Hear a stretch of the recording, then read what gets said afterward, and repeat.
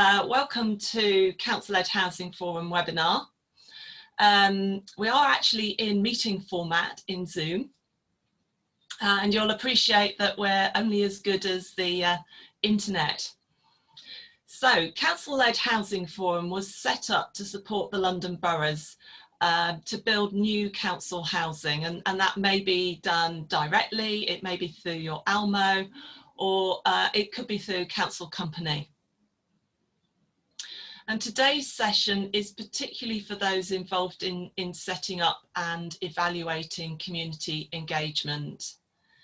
And that is probably everyone involved really in the development teams in council new build. So, just introduce myself. My name's Viska Sri Chandrasekhar and I'm the Council-Led Housing Forum Manager for Future of London, and we run this event. Future of London, just in case you don't know who we are, Future of London, set up by the London boroughs, is a network for the built environment, and we provide knowledge, leadership and networking. And none of what we do would be possible without our sponsors, so I'd like to give them a shout out now. We have Redloft, Potter Raper, BPTW Architects, and we're also generously supported by the GLA.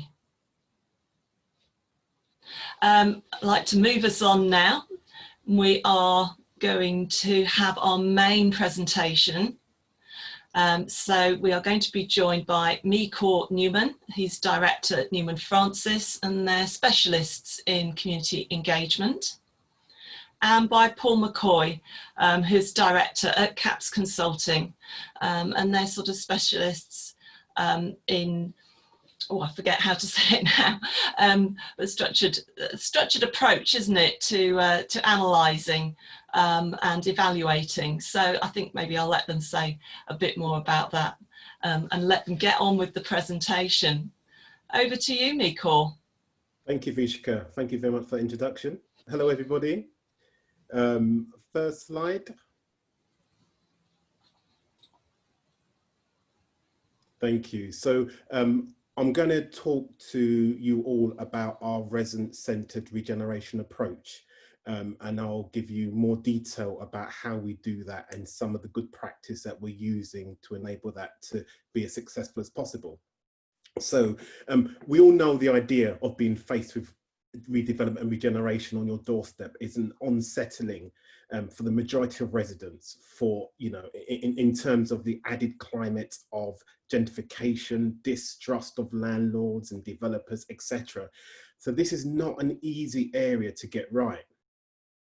In understanding the challenges that we walk into when we do this work, we've tried as Newman Francis to look at the best ways to get the community on board, to really create real partnership between them and their landlord and the regeneration and development delivery teams.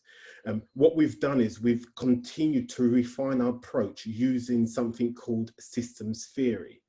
And we've been collaborating with CAPS Consulting, a company that uses this systems theory in different industries. And what we've done is we've been able to apply a highly effective systems theory approach to our community engagement work. Paul's here, so I'm going to bring him in to talk briefly about systems theory and the application to community engagement. Thank you, Mikor. Good morning, everyone. Could we have the next slide, please? So, as Mikor says, we believe a systems thinking-based approach is the best way of engaging with any community.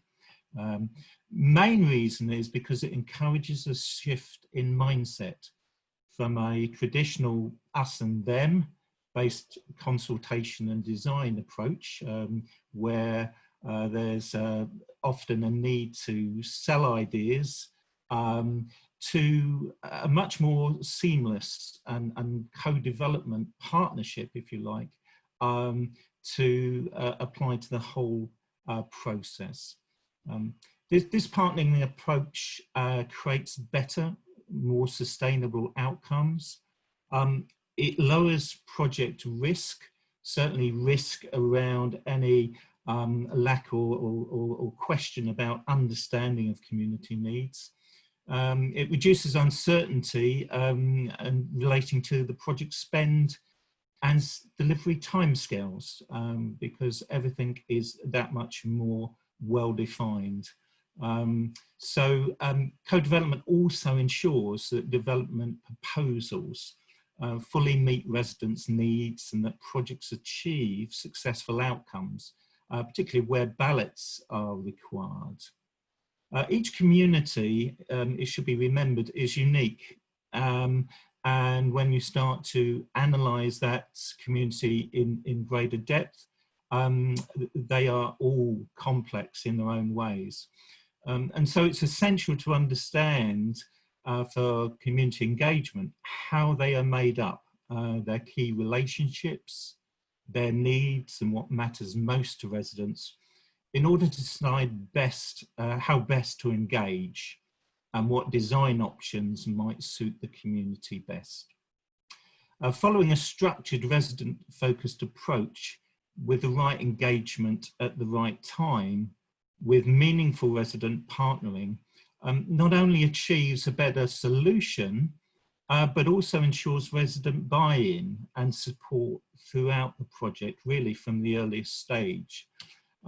It also provides confidence that each stage, including ballots where appropriate, will not fail due to previous engagement omissions or weaknesses. Could I have the next slide, please?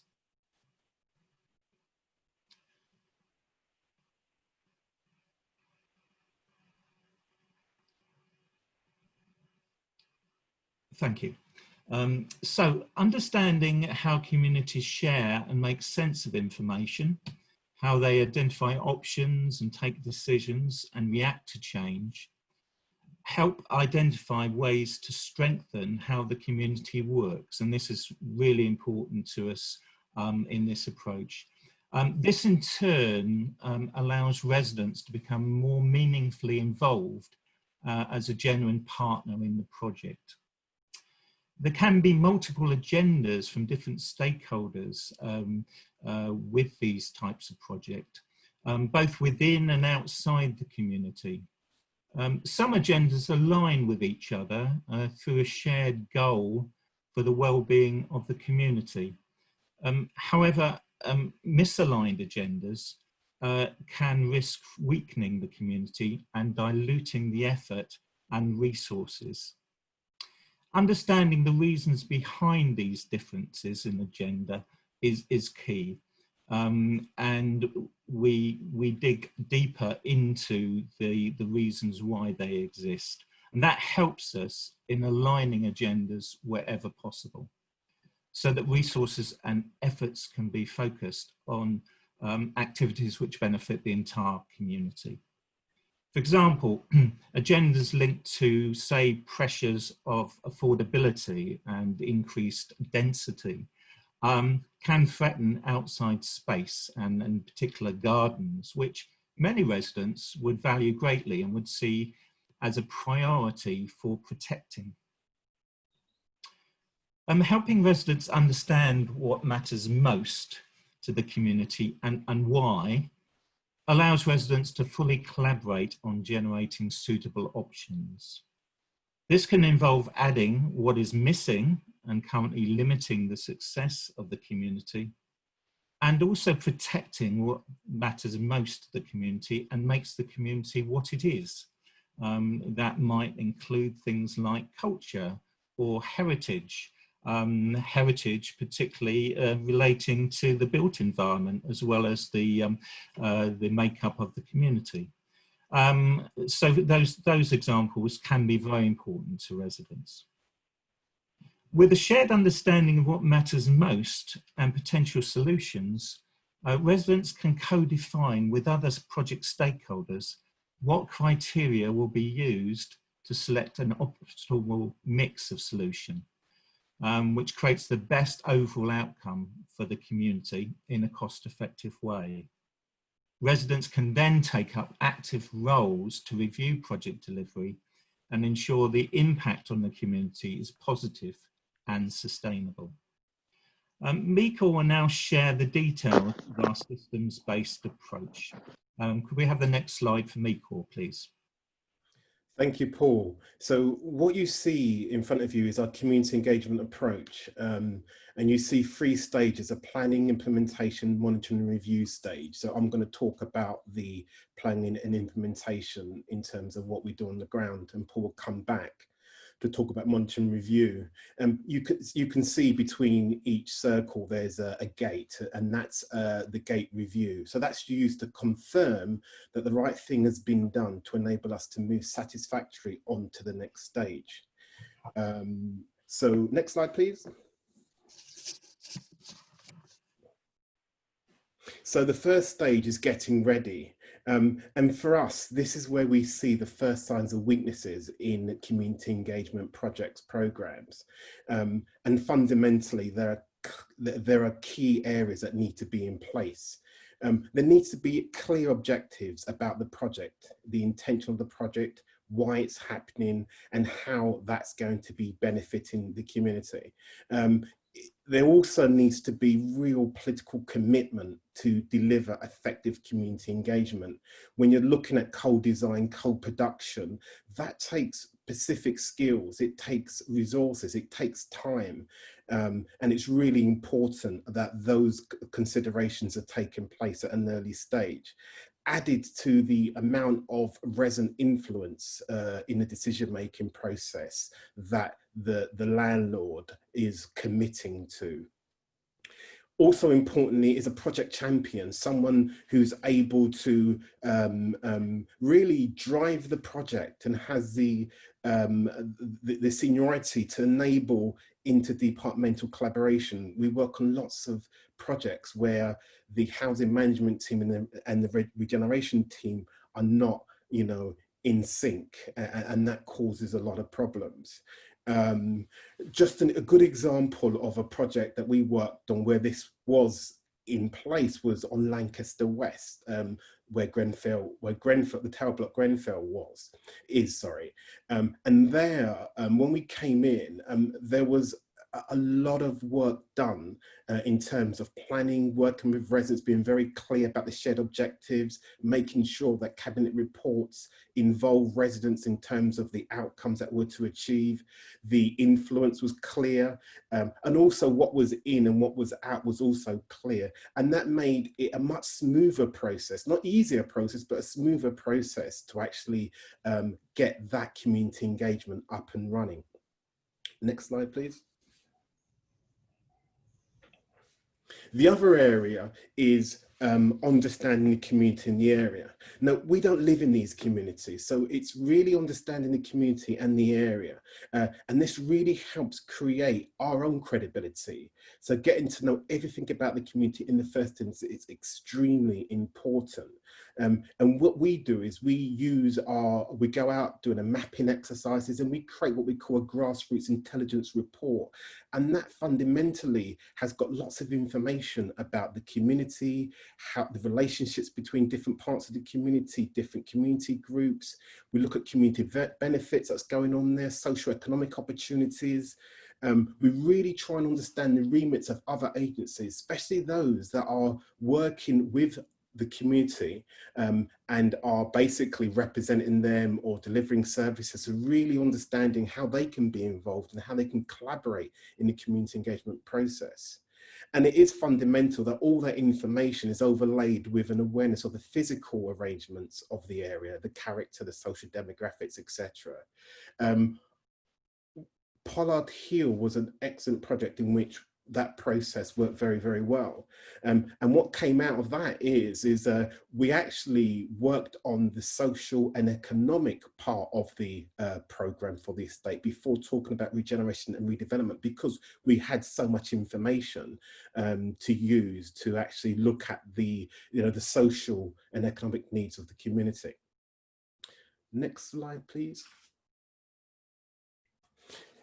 This stage is really about engaging the community, ensuring that the community have the confidence to influence the process, and that they feel that they have all the information that they need to sit at the table with the regeneration team or whoever's working with them. We do a training session called the Regeneration Journey, which is basically a process of really getting people to understand from A to Z about the whole process, really getting them to understand what the questions is that they need to be asking, and giving them confidence that they know what the process is. So it's really about an honest and open and transparent communication to ensure that people feel confident about the engagement. I always say that the first part of the engagement should be talking to residents about, what are we doing in your area? Why are we doing it? What are the intentions? What are the intended outcomes? And having that dialogue as early as possible. And within that, supporting residents to understand, the different opportunities that can exist to improve the quality of their life chances and their estates. And it's also about fundamentally starting the process to build that residents' confidence so they can work in partnership with the council, the landlord, etc., to support a successful regeneration or community engagement process. Next slide, please. Just in terms of that, just what springs to mind was we did, for the last slide, we did a project in Haringey Imperial Wharf, and that's where we got to the stage in terms of training residents where they were confident to actually design their own resident-led option appraisal, where the residents took our role and were actually talking and advising and helping facilitate meetings, talking to their residents about option appraisal opportunities for their estate. In terms of this slide, agreed detailed approach. This is a dialogue that needs to happen where the community, in partnership with the landlord, is talking about the process, a detailed approach to actually deliver the regeneration, deliver the development. It's making sure that they're part of it. And this is about creating partnership, creating trust. So it's about agreeing the approach to the estate regeneration, getting their buy-in, looking at how we work together with regards to co-designing processes, reviewing options, making final decisions. And fundamentally, this detail is what we try and get in the a landlord offer, community charter, etc. Ultimately, it's really the agreement about how the process should work. When we was working in North Riding Hackney, it's a very contentious project, but we had to spend time setting up a steering group, working with the existing residents association, and also working with the anti-regeneration group in order that we had a clear, detailed approach, which we were held accountable for, and we had to make sure that at each stage, residents and all those groups were clear and happy that we was doing what we said that we would do. Next slide, please. So now we're going and talking more about the implementation on the ground, actually starting the work to really understand what's needed in that community and what's going to make a difference. So this is really, the initial stage for us is really about listening and understanding what matters most to the community, really understanding the constraints, the aspirations and the opportunities that can exist. And also looking at the resources available for that community to actually make that happen. In previous projects, a good one is Pollard Hill. Again, when we started this work, what we found was that we had to pause the process because the key community group who was acting as a steering group were at loggerheads with the landlord in the past, and we had to work with that group to create a compact before we started, and that was understanding the past and the issues that existed. Lancaster West, as we already spoke, is another area where our understanding was that one steering group wasn't going to make a difference. It needed to be, we needed to talk to all the areas. So we had to actually create block meetings, block mini steering groups, because the agendas, as Paul was talking about, wasn't the same, and there was different needs and different views, etc. So we had to be very, very careful how we understood the community, and also ensuring that whatever we do in terms of the information that we get, we validate that and make sure that the community feedback and acknowledge that we've got it right. Next slide, please. This is the area where we really look at capturing what is needed in that community. We call those the what's, you know, what's going to make a difference? What is it that is going to support the regenerational development of that community? And that's really identifying those what's, but not just taking that as carte blanche. It's looking at the whys. So if people are saying certain things are needed, really interrogating that and looking at the whys. What we try to do is, again, as Paul said, is looking at the different agendas. So the different whys, there could be different whys for different groups. So in order for us to be clear about the options, it's really to be very clear about what the needs are in that community. And it's also about, you know, really capturing the impact on the community. You know, what is the impact for them? What is their, you know, what is their needs, and how can we fully meet those needs? We worked on a project in Hackney Wick recently where we were looking at all the different parts of the community, and what we found is the needs for the residents was completely different from the needs for the resident artists and creatives. And what that gave us was clear triggers to suggest that if we don't look at some of those needs and the whys, the regeneration or the redevelopment that's going to take place would actually just be a veneer. It wouldn't actually make a big difference to that community in terms of improved quality of life. So the way in which we do this part of the work is a lot of door knocking, talking to people, surveys, asking the deeper kind of questions, and bringing communities together to actually discuss some of those what's and whys. Next slide, please. This slide is about the options, and it's about looking at the options. I always get excited about this part, because this is really where the community get an opportunity, has technical advisors of where they live, to actually inform the process, looking at options, the type of options that will meet their needs, so using design meetings, workshops, etc. But really focus on solutions that enables the most important things to be achieved. And I don't just mean, and I don't mean closing down option, but looking at all options, because some of the options, there may be a need, and we may need to look at that in the future, maybe for a social value program, maybe something that we ask contractors or developers to look at, etc. But looking at all the options and looking at, you know, how they're going to make a difference to that community.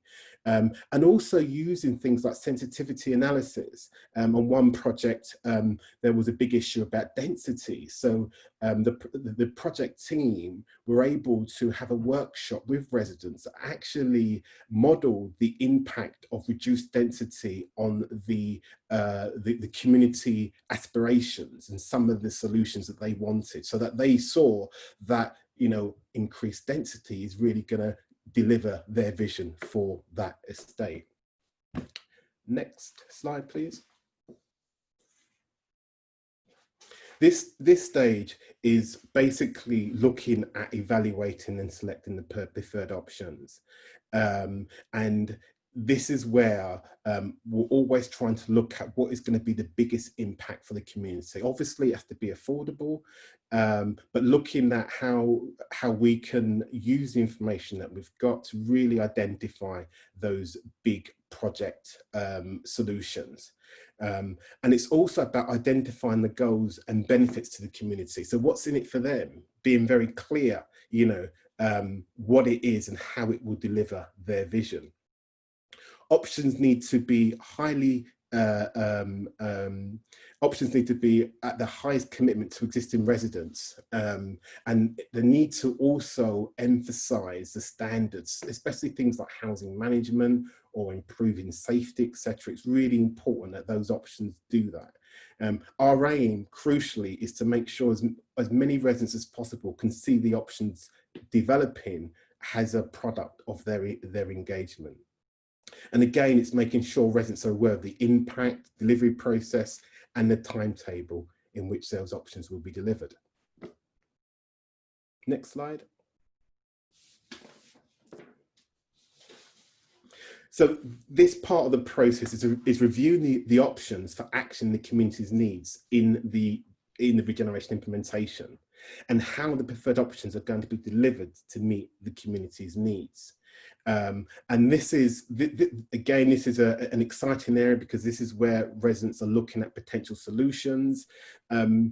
Primarily, residents should be able to look at those options and actually feel they own them, because they've been part of that whole process. If the community engagement is done right, you know, things like a ballot should be a fait accompli. When we worked in Milton Keynes, we did, there was a lot of engagement, a lot of involvement, especially around developing solutions and options. And we actually had something like 84% turnout for the ballot. And the residents did a lot of work themselves. They did a lot of the work, going around talking to residents, door knocking, talking to their fellow residents. And there was a 93% vote yes for the redevelopment that was intended.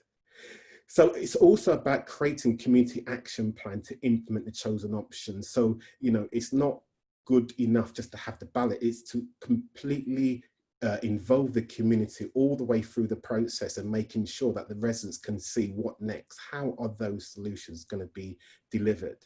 And also, where possible, using the community to actually take ownership, so they can actually oversee the programme and management of the community action plan. And usually that's part of something that we'd like to put into a community charter. Next slide.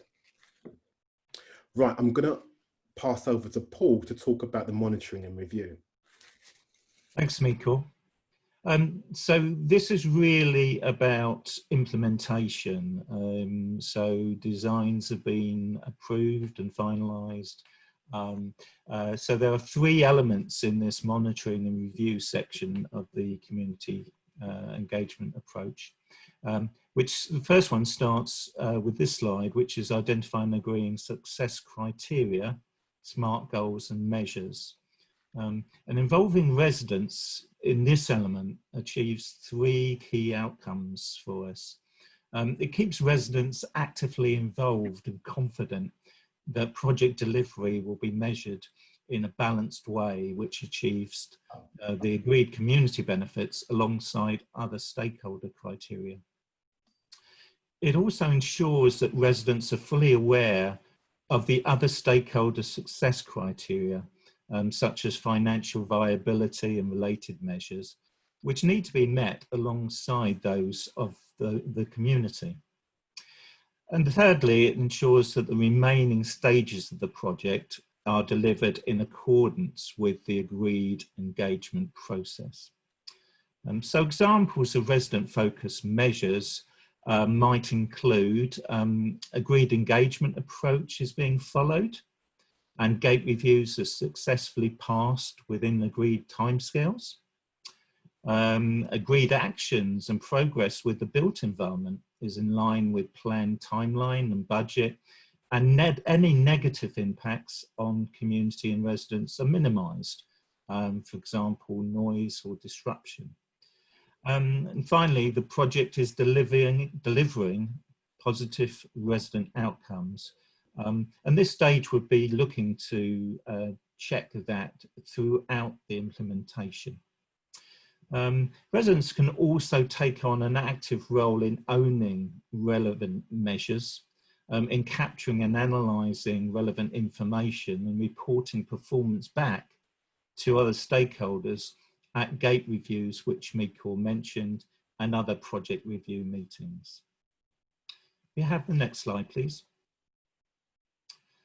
So residents are well placed to both own and report on community-related actions and outcomes, and to recommend to other stakeholders any corrective steps needed. They may also identify opportunities to strengthen community outcomes without negatively impacting on other aspects of delivery. Assigning meaningful review roles to residents will provide the project team with timely and representative feedback on how delivery is progressing and both positive and negative impacts on the community. Residents can review progress and community impact with the projected benefits identified during earlier community modelling, which Miko again mentioned, linked to community actions and goals. Residents can explore what ifs and other options to address identified constraints on community success and share findings and suggested solutions with other project stakeholders. Where issues do arise which require corrective action during implementation, resident representatives can contribute ideas on approaches which address the needs of other stakeholders, including the landlord's need for the wider borough, while maintaining or minimising any negative impacts on the community. Residents can support the project team in monitoring the progress with these actions and provide continued feedback from the community. Next slide, please. So maintaining sustainable and successful community relies on effective communication, decision-making and actions being taken in response to challenges in order to maintain what matters most to the community. The community also needs to continually review the needs of all its residents to ensure that decisions and actions are always aligned to what the community currently needs and what it will need in future. The community also needs to continually review the way in which it makes sense of what is going on within and around it, and how it makes decisions and takes actions so it can respond to challenges in a timely and appropriate manner. Residents should be actively involved in continuously improving the community's capabilities for this in conjunction with partners and community stakeholders. Those who represent the community and facilitate communications and decision-making and actions on an ongoing basis also need to maintain and update their skills and ensure that the community always has access to the necessary support. And new representatives for the community who replace those who leave or stand down in those roles will also need training and support to be effective in their role. Next slide, please. So the final element in our framework is what we term the audit and review checklist. Now this self-assessment checklist can be used before projects start to check preparations, during projects to understand whether any aspects need to be strengthened, or after project completion to confirm the effectiveness and validity of the engagement process and its results. Relevant parts of the checklist can also be used at the gate reviews that we mentioned before, associated with each element of the engagement approach, and also used to confirm successful completion of steps leading up to key project milestones, such as offer preparation, ballot campaign, and planning application. The self-assessment, which is completed by both landlords and resident representatives and other stakeholders if required, consists of best practice statements about how important aspects of engagement have been delivered and also the results which have been achieved. We ask those completing the self-assessment to score each statement according to how well they believe each has been met, and then to provide a short explanation of why they gave this particular score. Where there is a wide difference between scores from landlords, residents and stakeholders if they're involved, this can indicate issues with how actions have been implemented or deployed, or with the outcomes which have been achieved. A summary of the findings from the self-assessment, once we've analysed this,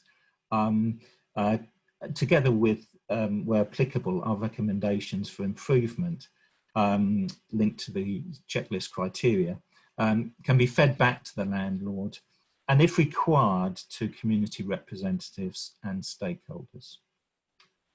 I'll now hand back to Mikor, who will wrap up and conclude our presentation. Could we have the next slide for Mikor, please? Thank you, Paul. So bringing it all together, our approach when we're working on regeneration, redevelopment projects is really to be a catalyst for changing communities, to support those communities to be better than they were before. So the approach is likely to leave a much more informed, able, stronger and resilient community. Because of the effective engagement that we've actually carried out through the project. And this going forward is likely to create a future ownership and responsibility by that community for all the ideas, solutions that gets delivered in that neighbourhood. Thank you very much.